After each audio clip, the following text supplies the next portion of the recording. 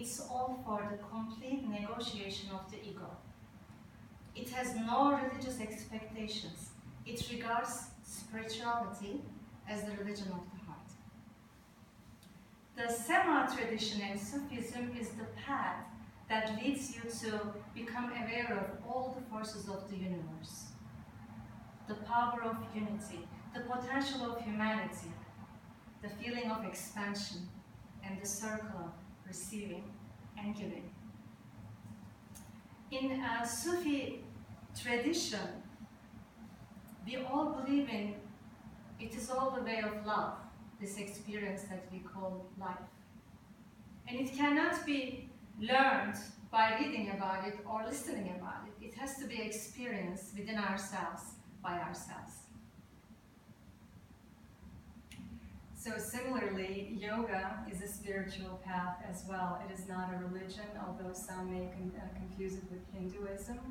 And in yoga, we follow the 8 steps outlined by Patanjali in his Yoga Sutras. And through those 8 steps, we work on our body, our mind, and we get to this ultimate state called samadhi or bliss that's also described in Sufism.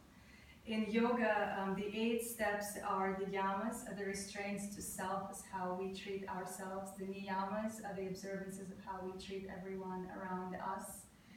The asana, which is the posture, the physical practice, which in the West here we all think that that's yoga, you know, just getting on your mat and doing, which it's only 1 step out of 8. The pranayama, which is the harnessing of the life force energy within your body through the breath work. Pratyahara is the introversion, is when one begins to draw the senses in, preparing himself for the higher practices of concentration, which is dhyana, and dharana, the meditation practice. And through the seat, that comfortable seat that we establish in our yoga practice, we then can sit for quite a long time in meditation. And in that space is when we meet our true soul. This is the space we call the divine merging with our soul, and we become one with the divine. This is the space of true and universal love, where we no longer see the other person as a separate, we see everybody as ourselves. The Sema tradition has started with Rumi, and he is the famous philosopher, poet, scholar, a teacher, if you don't know him very well, but he's always spoken of in the yoga tradition, and you will see in many classes that we go to, yoga teachers will always recite from Rumi because of the similarity of the philosophies. But he's the one who brought the music and movement into this beautiful practice of meditation and spirituality. And it has scientific grounds, the whole practice. Him being a scholar, he was really keen on what everything meant in both physical world and spiritual world. Because scientifically it's proven that the fundamental core in our essence is to revolve. There is no object or being that does not revolve, because we are all comprised of revolving electrons, protons, and neutrons in atoms. Everything revolves. Human beings' lives as well, by means of this revolution of these particles, by revolution of the blood in our cells, by revolution of the stages of our lives, by us coming from the earth and returning to it. But all these revolutions are unconscious and natural. However, human being possesses a mind and intelligence different than any other beings. So Shema Zen, or the Whirling Dervish, consciously and intentionally participates in this shared revolution of all other beings. Contrary to popular belief, his goal is not to reach to this state of unconsciousness or find this ecstasy. He consciously participates and wants to revolve in harmony with all other beings, from the smallest cells to the stars of the universe.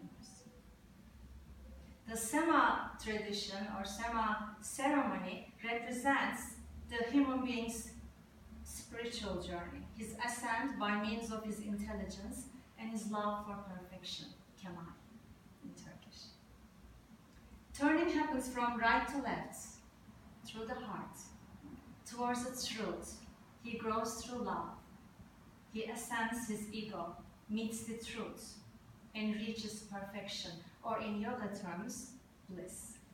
And then he returns to earth by someone who is matured and complete, be able to serve and love whole humanity, regardless of race, class, or belief. So we thought really hard, or not that hard probably, how to marry the two together. And it became evident that we want to do this through the progression of the chakras in our bodies. And the chakras are the whirling balls of energy that are in your body where the prana nadis or channels meet. There are many nadis in our bodies, but we're concerned right now with the three main ones. There's one main nadi called Shushumna nadi that goes up and down your spine. Then there is Ida and Pingala. Pingala starts on the right-hand side with the right nostril, and Ida starts on the left side. Pingala represents the male energy in your body, the Ida represents the female. And the two intertwine like the DNA sample, like they whirl around one another. And so when the three meet, that's where you create a ball of energy. We have 7 major chakras, and some schools teach you some minor ones, but we're concerned with just the major ones that progress from the base of your spine all the way to the crown of your head. The first 3 chakras, the root, the navel, and the the solar plexus deal with our earthly life. They deal with notions of survival, they deal with notions of desire and the willpower. And this relates to the first part of the Sema meditation, which is the first Selam, where the person understands they're born into this life, they're born of God, and that they are here to perform a duty. The second Selam moves the person up into the beginning of what we call the heart chakra, the space of this divine love. And through the third chakra, which is the Agni, which is the fire in our body, our willpower, to continue to move up the scale, not to just stay with, what kind of car I drive, what kind of job I have, and who I love, and we continue to work on ourselves to raise ourselves up into the higher planes. So through the progression of the meditation practice, the third Selam is where the dervish reaches the ecstasy and bliss. His heart raptures it. It's called that they're in the rapture of God. They're in awe of God, and they melt with the divine. So in the chakras, it's through the throat, through the third eye, and through the crown chakra, where we speak the ultimate truth, we have the intuition to see, and we connect to the divine source. The fourth Selam is the descend down, where Bashak said the person comes back as a more mature, loving individual. And so because we're still in our skin and we don't give it up when we reach, that high, we come back to our daily life, walking our dharmic path, trying to convey all those ideas and thoughts and everything that we're doing in every way that we're touching people. So as we move through this class, we will do some whirling, and we will do a yoga practice that will take you through the progression of the chakras.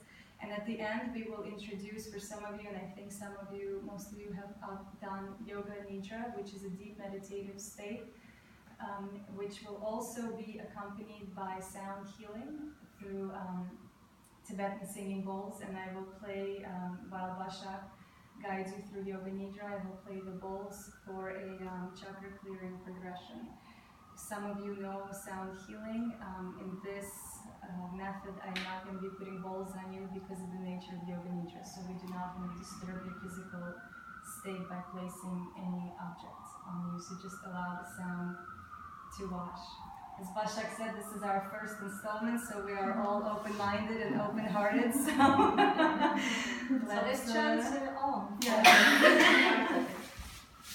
Bring your hands to the heart center in prayer. Close your eyes gently, bringing the spine tall, shoulders are back. Your head is straight, your neck is straight. As the eyelids are closed, gaze into the eyebrow center. And just focus on this beautiful sound of Om. Take a deep inhale. Om.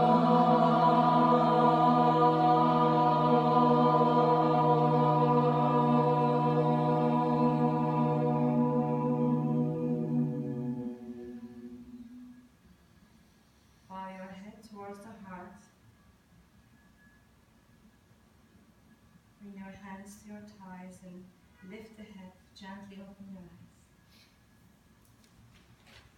Ground down through both sit bones, lengthen through the spine and spread your collarbones open. If you need to